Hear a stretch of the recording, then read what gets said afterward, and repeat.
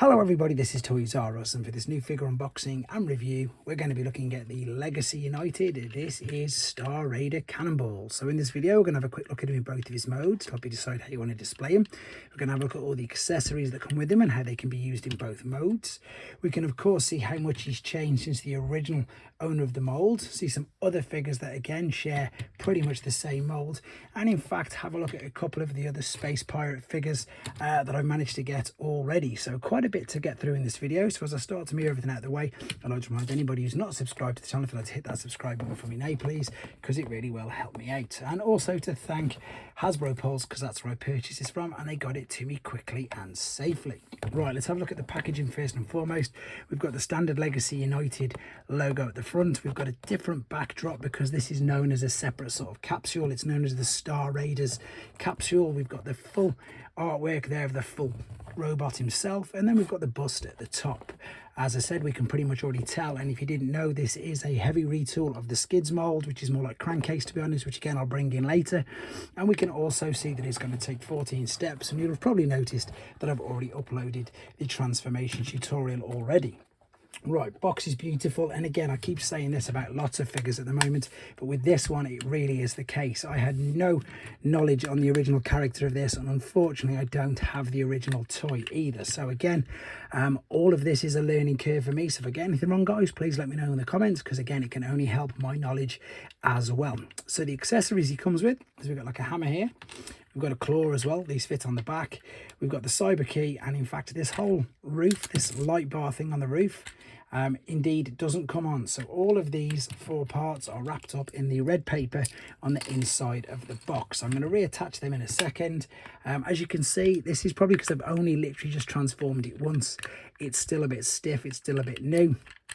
So that could be the reason why it's popping out. I will let you know, because I'm going to transform it a couple more times obviously to complete the video. So I'm hoping that it's not an overuse of the mold, which we do sometimes get nowadays. But I do really like this. I think it looks cool, and as I say, the great thing about it is I can honestly say I don't know anything about this character apart from what I've literally just read on TF Wiki. The wheels look good, the silver inside is great. That's, I suppose, pirate skull or whatever on the side. It looks fantastic. The logo there for the Space Pirates is brilliant, and then this is the light bar, which is of course got the faux head on it as well. So I think this definitely has to be attached. It looks really good. Of course the cyber keys unfortunately don't really do anything, but it's just a nice little bonus, I suppose, addition. All of this, by the way, is in the instructions. It's showing you there as well, which I'll show you on the robot, that you can store pretty much everything on him, which is great as well. So as I move all of these over here, let's bring up some other figures very quickly just to give you an idea of size. So we've got a War for Cybertron Bumblebee. We've got a Reactivate Bumblebee. We got a Jurassic Park Jeep. We've got the Stranger Things van. We've got the industry standard, but he's soon to be replaced, I would imagine, by Commander Class Optimus Prime. And then funnily enough, just because I've got a few others here, let's have a look at these as well. So there's Drag Strip. There's a gold. Oh, knocked everything over. I'll keep that in because it's managed to not fall over. Classics Goldbug, but it is of course the Bumblebee mode. But more importantly, let's have a look at the Skids mold, because it's crazy how far it's come from this and how many retools and redecos of this figure we've had. I think we're on to about 6 or 7. We'll have a look later anyway. But overall, to be honest guys, not much more to say about this particular mode. I'm liking it. I'm liking the purple for the windows. I like that on the side. I don't like the fact that this keeps coming out. I'm not too sure why. As I say, it should all attach. It could just be, as I say, that it is brand new, but as always guys, I'm always honest on my reviews, and at the moment, as you can see, I'm not trying to hide it, it is popping out. So let's see if everything holds together a bit better in robot mode. Okay, we're back in robot mode then guys, and I've done the transformation process video. You've probably seen that now, and unfortunately I don't know if it's overuse of the mold or my copy, but it isn't holding in completely when it's in the alternate mode. Robot mode is absolutely fine. It makes zero difference. I just wanted to, as I said, address what I just finished with in the last part. Now, with all these accessories, the cool thing about this is there's loads of things that you can do with them. Now, first and foremost, I think everybody's just going to do this because it's pretty much, it makes it look brilliant, and of course it's what you're supposed to do. So you can of course attach, same as we saw in the alternate mode, we can attach that there. Now we've got multiple uses here of these other two accessories. So what they are, and funny enough, this is brilliant, it's in the instructions as well, so if you forget, you can see that. Look, you can store them inside the legs. I'm going to show you how, or you've got a choice as well of attaching them to that part there. The other thing as well is, for anybody who wants to know, yes, it is blast effect compatible, so you can put blast effects on it. So it's like it's got a welding hand, which of course it isn't. And then of course you've got a choice of claw, that'll go in. This can of course go on that hand, or again of course you can turn it, you can just mix and match these up. I love toys with lots of playability. I love the fact that you can mix and match these, and to be honest, well, this is what else I like about toys. He says that, I just had it in a minute ago. Where's it gone? Perhaps I just need a bit more pressure. Yeah, there you go. So that can attach there. What I was saying is I love toys where you can have all the accessories on it without having to go back. I've got, like, to the left hand side of me, a huge accessory pot from loads of my figures, because sometimes you just don't need them all. But sometimes you never know, you might want to pull them out and again have a play with it, or in my instance do a review. So you need to be able to get to them. They don't need to be miles away. The cutouts in the legs have now been used effectively to store away the accessories, which is just a brilliant little touch. What a great idea. So you haven't got to worry about them. You haven't got to worry about them falling about, attaching them. You could have even attached them there as well if you wanted to.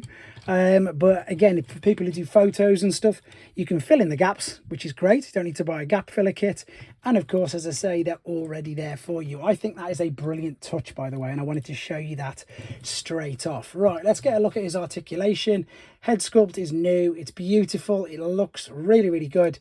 It will spin all the way around completely unassisted. We've got some faux car parts there in the shoulders. These are the new tabs for the new shoulders, which you've probably seen in the transformation process. It's not the same as crankcase whatsoever, even though they've got these little bits on the back as well. As I say, same as crankcase. But you can of course bring the shoulders up. You can swivel it all the way around so it doesn't get caught. You've got a swivel underneath, so you've got a shoulder cut, bicep movement. That spins around as well, even though it's not really a wrist. This wrist, you can see, does spin around. The waist will spin around. The legs, if you just dodge the backpack, you can get full splits. So I suppose if you wanted to, you could perhaps manipulate it just up enough and then reposition it and still get the splits, which is great. Same for the sides. It's all to do with how you want to position, and how you want to position, manipulate and display your figure. But you can see you can manipulate it quite a lot with these on the back, so that's good. And of course, ankle tilt, rock, etc. No toe tap though, it just tilts to the side like so. Overall, I think colour scheme looks great. Headlights at the front look great. Silver for the bumper again looks great. Let's bring in, I haven't managed to unbox them all yet, but there's another one of the Star Raiders just to give you an idea.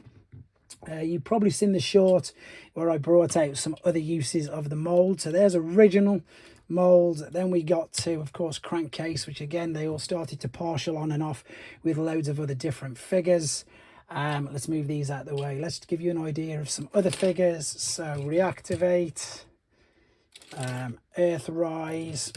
I can bring in the new one as well while I've still got him borrowed. So again, just your standard deluxe size figure. I think anybody obviously knows just how big a deluxe figure is into these in I suppose in modern day terms, if that's what we like to refer to it as. Overall though, as I say, I'm impressed with it. I like the fact that it is multifunctional with all of his accessories, just for a bit of fun because he's there, even though of course nowhere near, not even in the same toy line. But what I liked and what I thought I'd do there is the metal in there. I thought they'd contrast quite well, and to be fair, they do. So that's why I brought him in with that. But on the other hand, there you go, one that doesn't. Much taller though. Anyway, as I say, not much more to say about him. Very fun, like the idea of it. Again, I'm loving the fact that I get to learn about new characters as well. It makes it just as much fun for myself. And again, multifunctional, blast effect, great little toy. Let me know what you think in the comments, guys. Take care.